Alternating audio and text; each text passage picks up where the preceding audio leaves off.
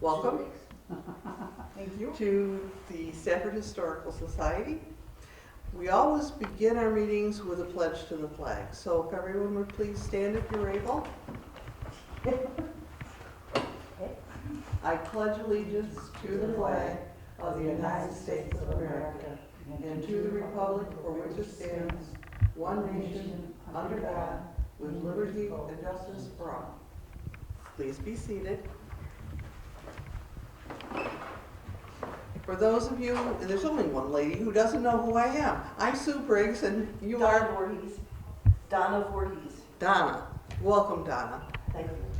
And we have some new faces to Stafford Historical Society, as well as, I won't say an old face, I will Yes. say a more seasoned member returning.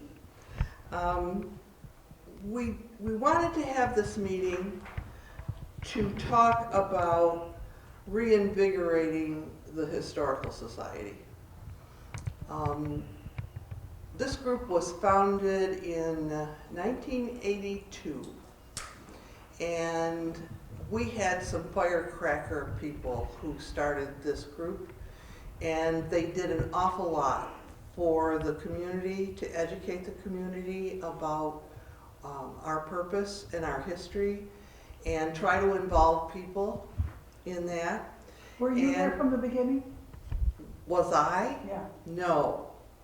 I was raising children in 1982. Okay. I did not get involved until later, but I was on the board. I actually have been on the board since 2011.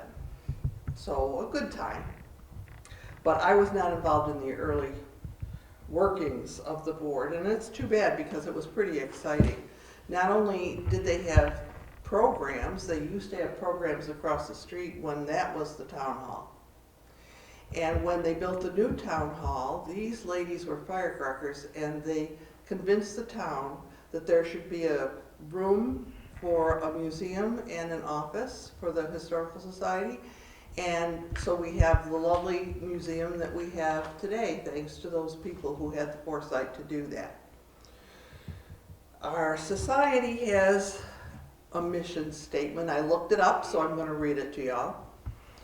It's the mission of the Stafford Historical Society is to document, preserve, and present the history of the town of Stafford through its collections, exhibitions, research, and educational programs. That's our job. Now, traditionally, we have met once a month, and we usually have speakers, and some of them have been pretty interesting. The last one that we had, we've kind of fallen down on the job, but the last one that we had was Ryan Duffy from the Holland Land Office talking about the history of the Oddfellows. And he apparently, from his talk, there was an Oddfellows Lodge in just about every town in Genesee County. They were a benevolent organization. Worldwide, too. Hmm? They have organizations worldwide. I was Yes. shocked. Yes, and they were quite popular here up until around the time of the New Deal, because then the government started to take over the responsibilities that local communities had done in the past. So these gentlemen acted in secret, but they supported widows and orphans and people who didn't have enough money to pay for funerals for their family and that kind of thing. That was their job. And those were the people that met over here at the Oddfellows Hall. So that was Ryan Duffy's program. We've had a lot of interesting programs here. We're going to be viewing our museum at the end of our session here, and we always welcome people to come to our museum. We used to sit here on weekends and put a sign out, but there are a lot of people that have no idea that we have this wonderful museum here. And so that's another thing that we need to do as an organization, is promote that, because for a town the size of Stafford, It is a remarkable little museum. It was designed, it was professionally designed when it started. And there are two parts to our exhibits there. There is the stationary exhibit, the one that is there at all times, and it features things like the Morganville pottery, early pioneer living, early agriculture. There's some great pictures of the Peck farm there that you want to look at. And then we had an argument, well, a discussion. We don't have arguments in the Historical Society, we have discussions. And the discussion was about the need for other exhibits, because that's kind of static. It's lovely, but it doesn't change. And so we decided, we had called the same designer back, and she designed stanchions. You'll see them when you go in there. They're about this tall. They're portable, they're on rollers. And we can use those for other exhibits that we want to add. Now, the one that we have in there now is one from the past. It's about the architecture of Stafford. And we have had people visit here from the state of New York who were going to talk to us about architecture, and they took a little tour around, and they are amazed at the variety of architecture that we have in our little town. So make sure you look at the stanchions when you go into the museum, as well as the stationary exhibit.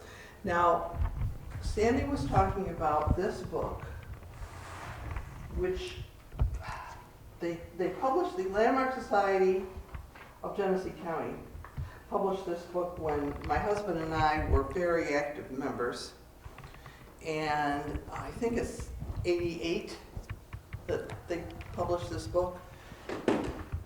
It's really kind of amazing because it has pictures of interesting architecture in every town in our county. And Stafford is very well represented. Sadly, a couple of the buildings that are in here are gone now. But there are still a lot of buildings that you will recognize, and buildings of your neighbors and so on. We do have copies of this in the museum. I have 2 copies myself. So make sure that you look at the architectural exhibit as well. Now here's our issue. We had a kind of a twofold problem. The Historical Society was very excited to plan activities for our bicentennial. And we met with the town, we met by ourselves, we came up with a monthly list of programs for our bicentennial, which was 2020. And so COVID hit. It shot all our plans. We could not hold any of the events that we planned to hold. And it put a real damper on our society as well because we couldn't meet.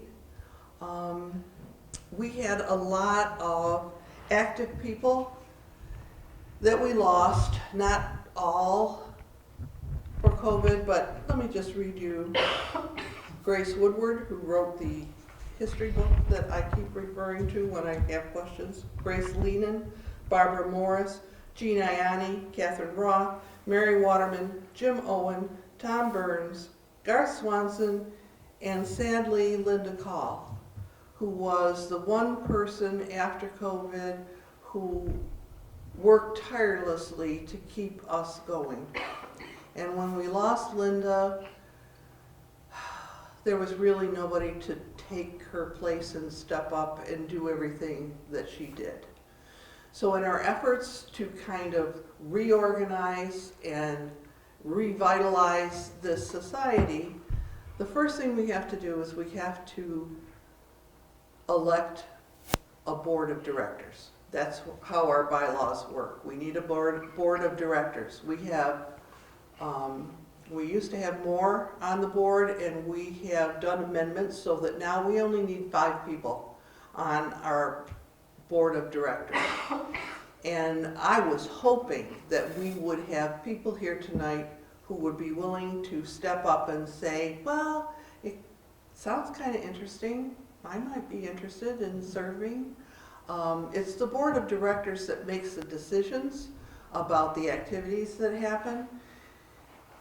Pre-2020, the Historical Society in the summer sponsored a talk or an activity for the recreation kids. We had a fall auction as a fundraiser. We had the Taste of Stafford. We haven't had that in a number of years because that is a tremendous undertaking.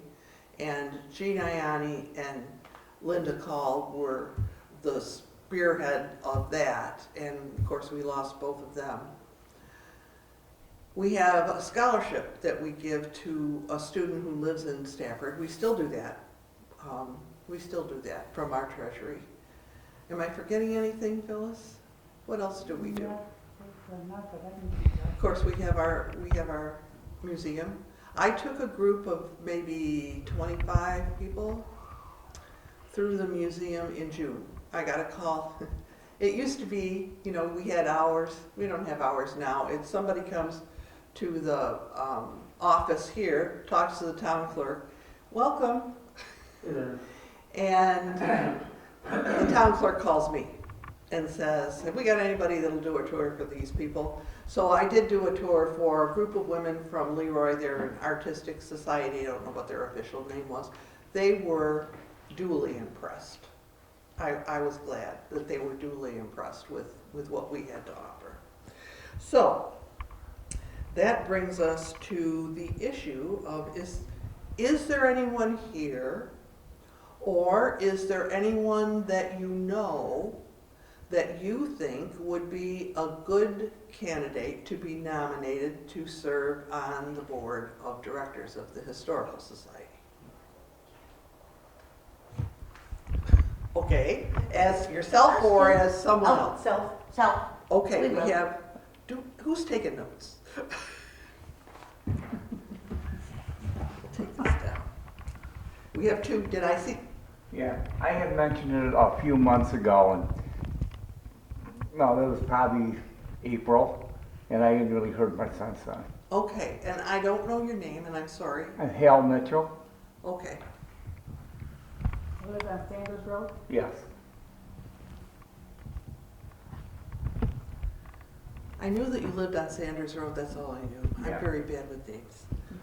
Okay, please keep in mind that there are a lot of talented people in our community, and we need to have the nominations happen, and then at our next meeting, we need to have a vote taken to be on the board. And then the board is the body that chooses who's going to be president, vice president, and so on.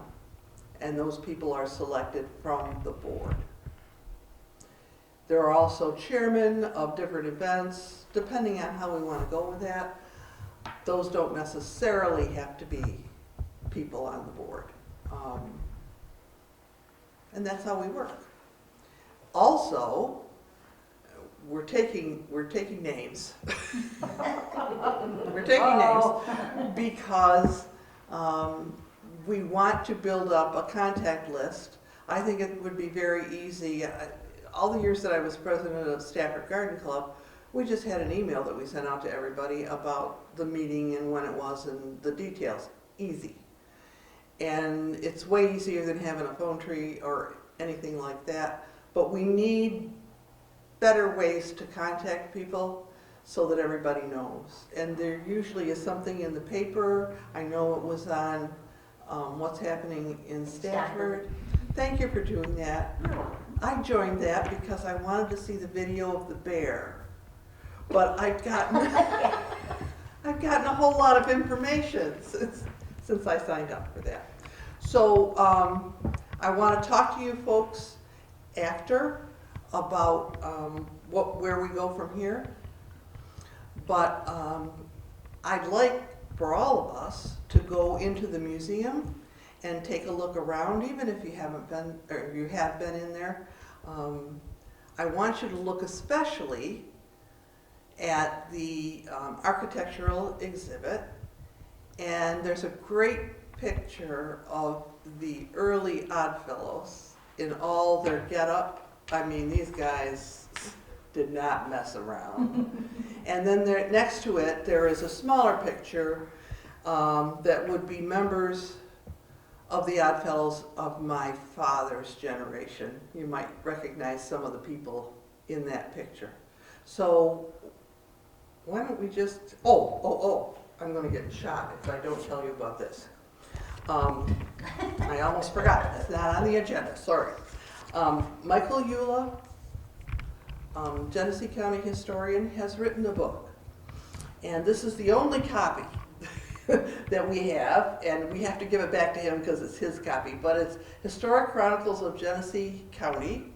It's available, I guess, on Amazon, and we have these little postcards that we will distribute to you with information about it. He came to one of our meetings and read us excerpts of what he was writing before it was all put together, so I want to make sure everybody gets one of those. And then we're going to adjourn to the museum and take a look around, and then we'll come back for cookies.